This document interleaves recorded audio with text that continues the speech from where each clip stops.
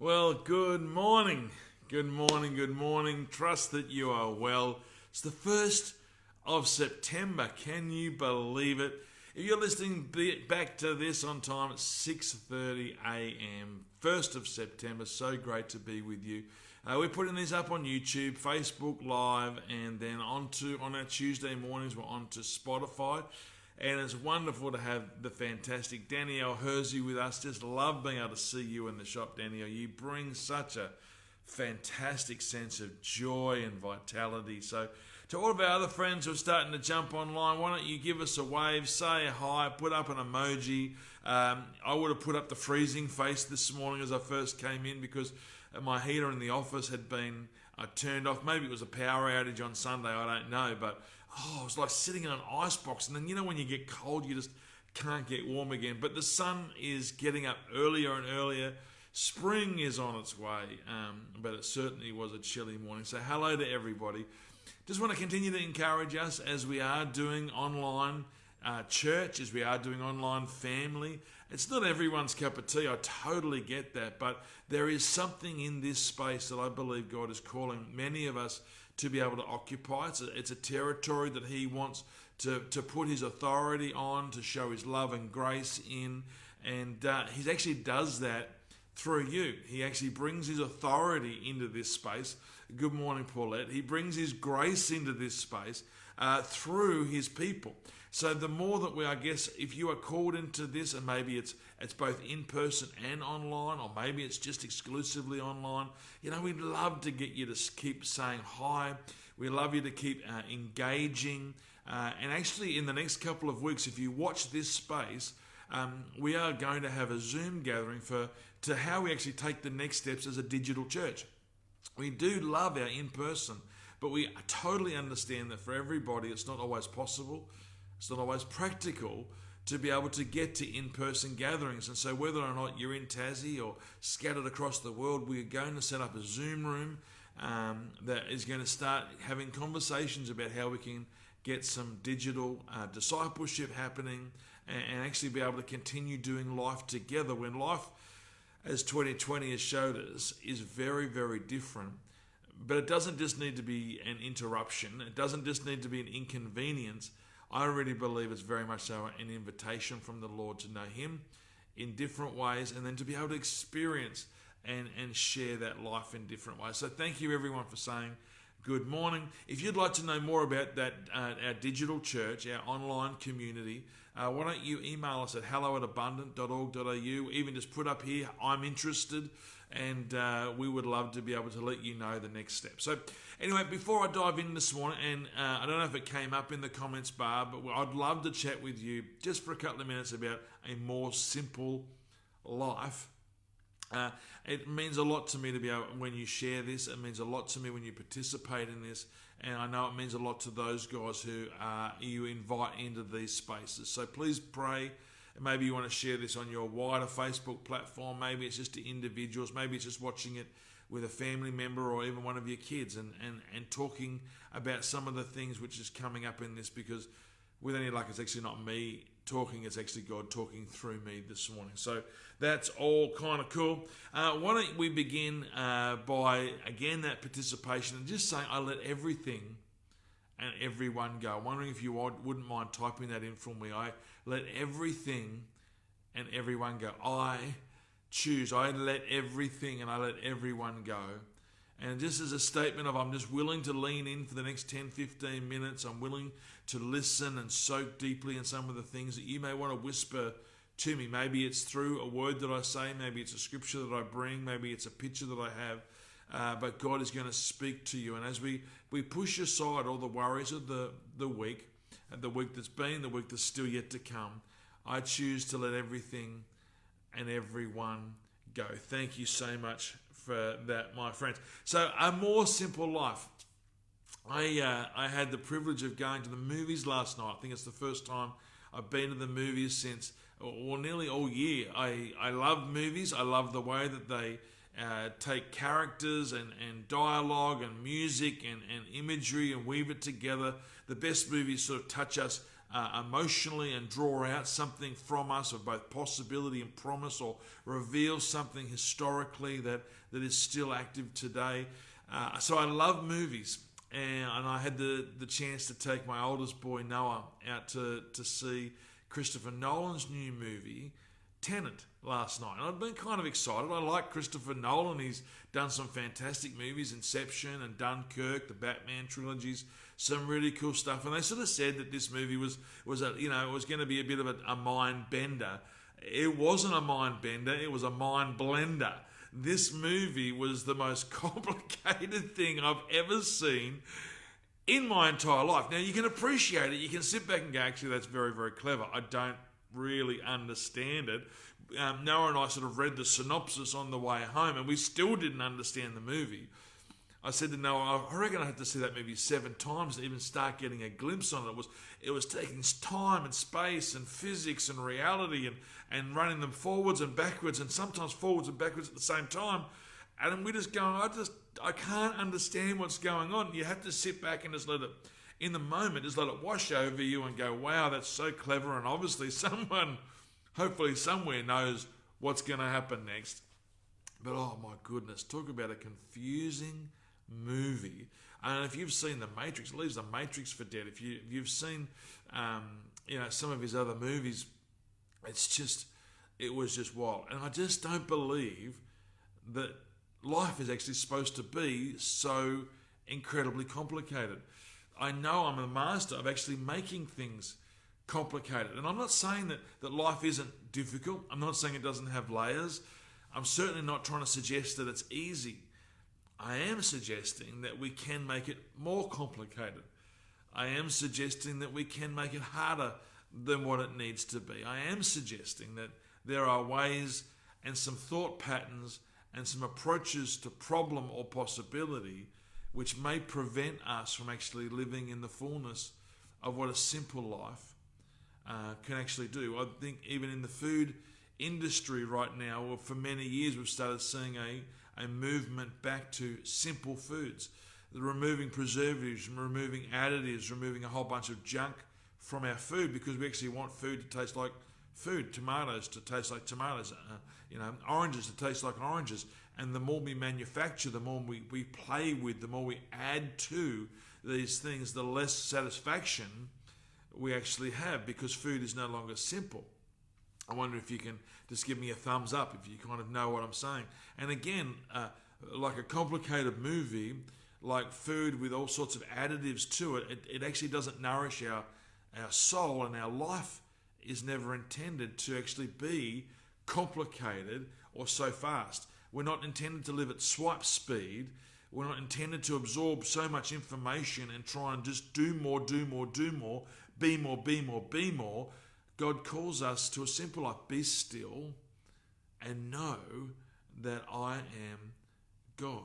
Stop trying to wind things up and either convince yourself or convince others of how exciting and how brilliant your life is by doing more and having more experiences and posting more stuff on Facebook, when realistically life is already incredibly beautiful, incredibly layered and deep, and deep calls out to deep. And I love the Crowded House lyric that colour is its own reward. The complexity of just sitting in a sunrise can be simple enough and yet layered enough, beautiful enough for us to not have to add much more to it, and yet we do.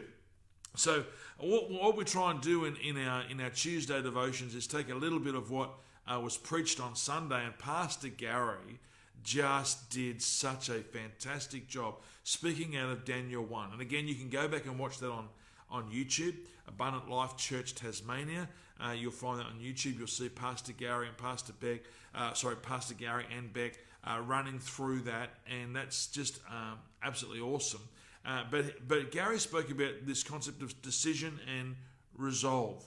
And if I can read some of his notes, it says decision is the selection of a belief or of a course of action among several possible alternatives. A decision actually says, no, I choose this and I choose that. I choose to think this and I choose to do that. And there's so many other options, but I've made a decision. I've chosen that, I choose chocolate ice cream because it's my favorite and I know it's my go-to. I don't have to try and make up all this stuff.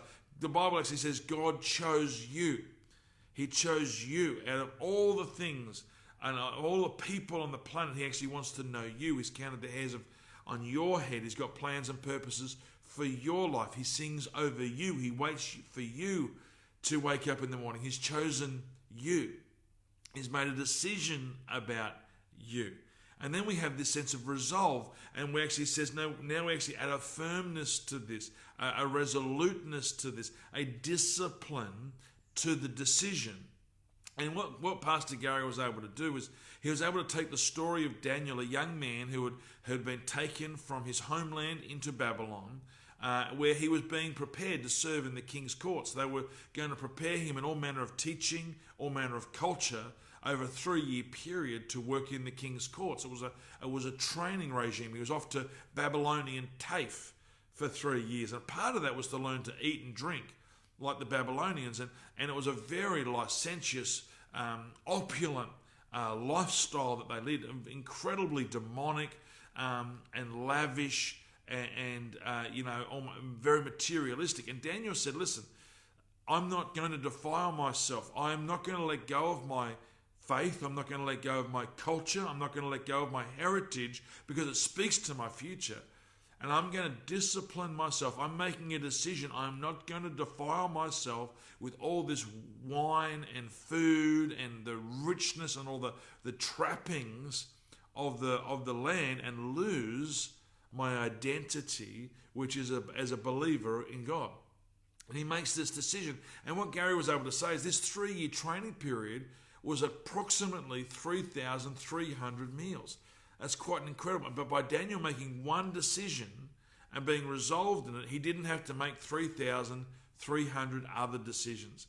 That's kind of crazy, right? I wonder what decisions we could make with our thinking, in our relationships, with our movements towards God and faith, and allowing God to move towards us in love. I wonder if we were to make just one decision, if it would mean we didn't have to make a decision every single day or every single week. We might get to that practically in a little bit. And then there's this sense of resolve that says, no, I'm going to take some friends with me. And so Daniel just didn't try and do this by himself. He took Shadrach, Meshach, and Abednego with him. Shake the bed, make the bed, and off to bed we go. He took them with him into this process. And when we're going to make decisions and we're going to try and have a sense of resolution in our lives, we actually need good friends to go with us on the journey. I wonder if that's actually a decision that we could actually make. Who are the people in my life that are helping me move forward? And I often share in a wedding message, who are the people in that marriage, in your life, in your relationships, that you actually need to wave goodbye to. That not that you're going to go and completely throw under a bus, not that you're going to slam the door in their face, but that you're no longer going to pursue that relationship because it's just not positive anymore. It's not bearing good fruit in you. It brings you down. It changes your mindset. It makes you be critical and judgmental or negative about yourself or a whole bunch of other people. Who do you need on this journey to be a person of decision and of resolution? And then finally, just before we get practical, I love the fact that Gary was able to reflect on that Daniel, he was talking about 3,300 meals, but he said to the guy who was in charge, he said, listen, let's test this for 10 days. Let's just do this 30 times, not 3,000 times. And maybe we can actually just start with some small steps. We're not saying this is going to be the whole of my life now. Maybe we just do something for 3 days. Maybe we just do it for a week. Maybe we just try it for a month. And as opposed to saying, this is what I'm going to do now. And we get bogged down in the big decisions. Paul Kelly, in his song, Little Decisions, says, I don't want to hear about your big decisions. These big resolutions, they're so easy to break, but I want to know about your little decisions. It's the little ones that add up to something big. So what is it that you need to decide today? And could I really encourage you? Maybe you actually want to start putting some of these things up in here. Maybe it's not you. Maybe it's actually some of the things that people reading this along the lines, you can actually help me preach this morning, help me share a little bit this morning. Maybe it's some of the decisions that I need to make is to no longer gossip.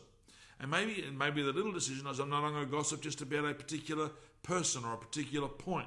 Maybe there's something going on in the office right now, or in your family right now, that has continued to haunt you over many years, and every time you've thought about that, you've spoken it out, and you're going to say, you know what, I'm going to make a decision today.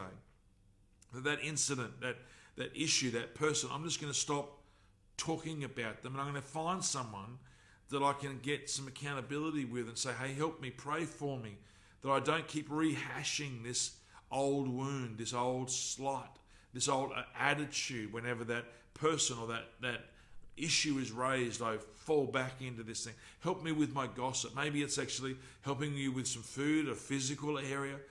Maybe it's actually what we're watching on Netflix or Stan or Binge or YouTube, and we're actually finding that those particular things that we're watching or listening to on Spotify is running our thinking down. They have that tune going over and over and over and over in our head, and it's actually it may be a funky line with a good beat. It may be catchy, but it's actually not positive. It's not holy. It's not life bringing. It's just negative.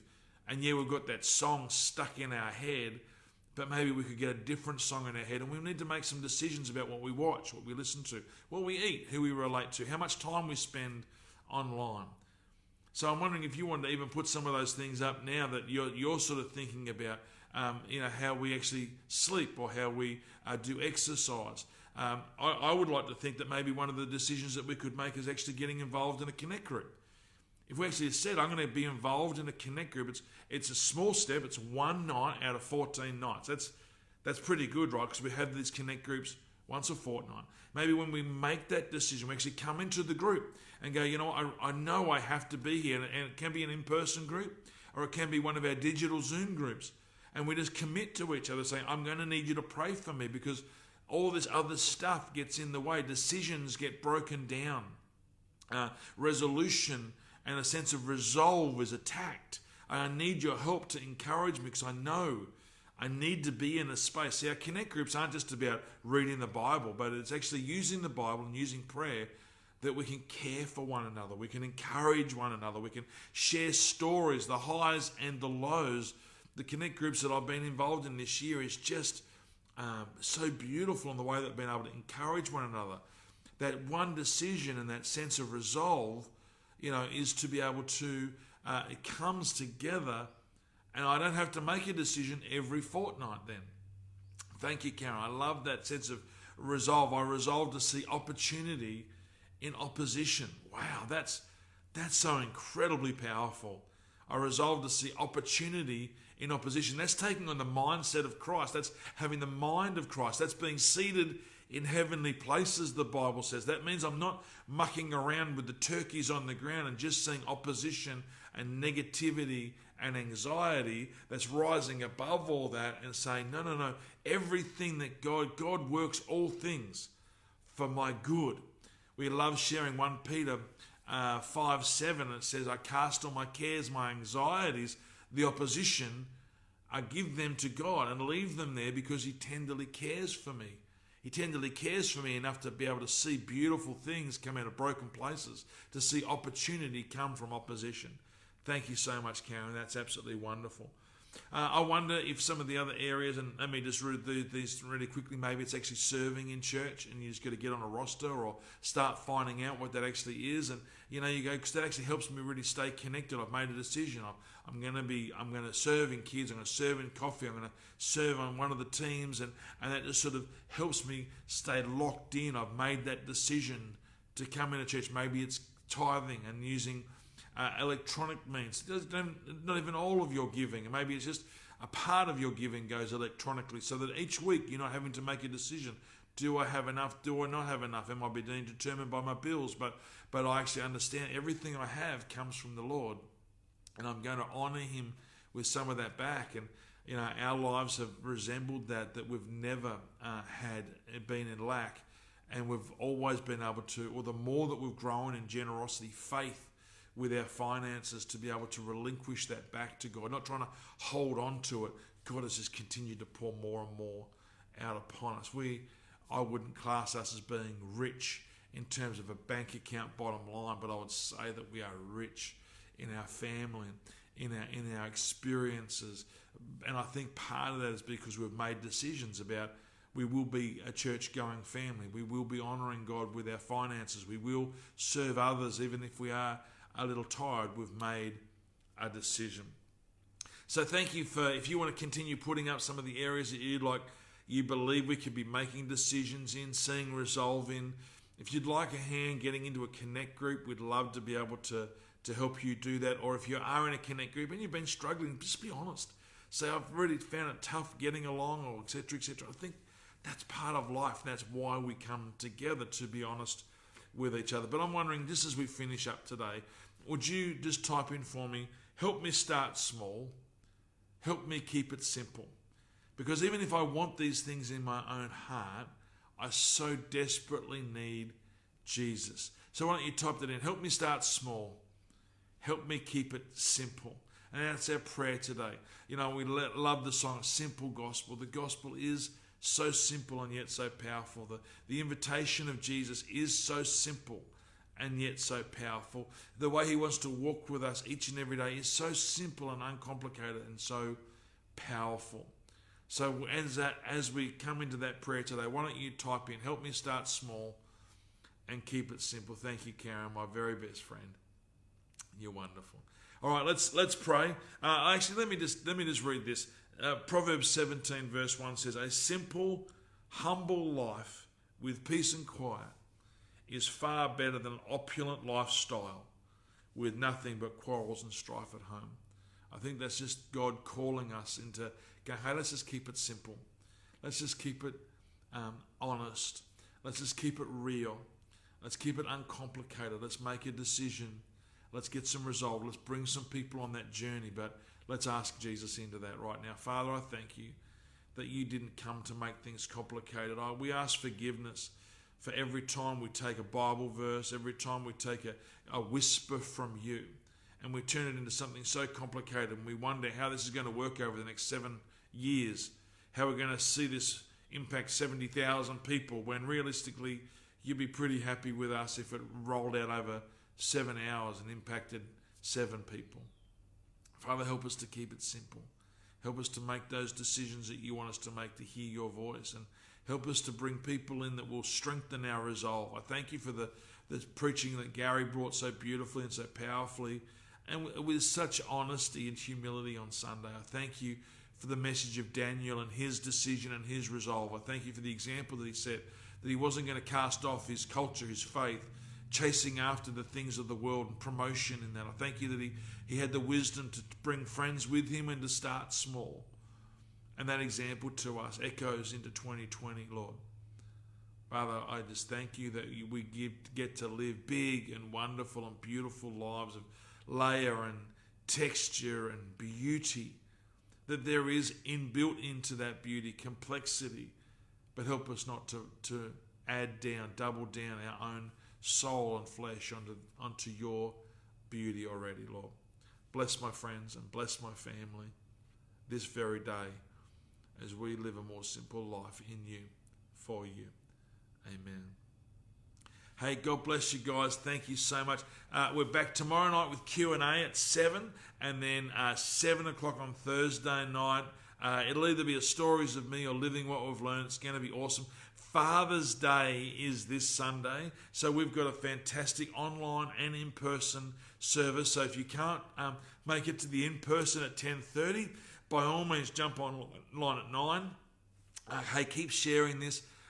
Hit us up at hello@abundant.org.au. Would love to know how we can have a Zoom meeting with some of you guys that would like to take digital steps in terms of a digital church. We love you. We're here for you. We're believing that today is going to be the best day you've ever had as you go and love somebody.